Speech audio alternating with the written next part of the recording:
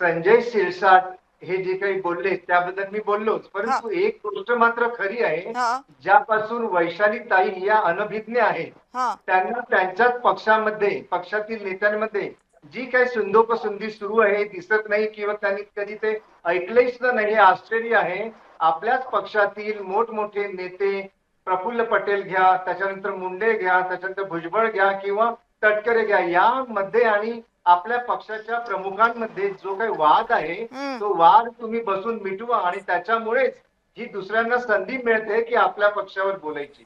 बर ठीक आहे. येते त्याच्या हा बोला वैशालीताई, एक वाक्यात फक्त प्लीज. आमच्या पक्षात कुठलाही वाद नाही.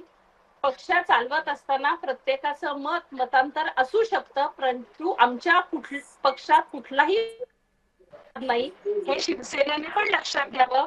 प्रवक्ते साहेबांनी जसं सांगितलं की शिरसाट साहेबांनी एक वेगळं वक्तव्य केलं, परंतु हे त्याच्याशी सहमत नाहीये. ठीक आहे.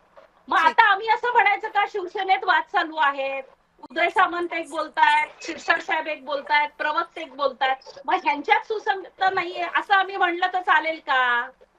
म्हणा की तुम्ही म्हटलं तर मी विचारते त्यांना.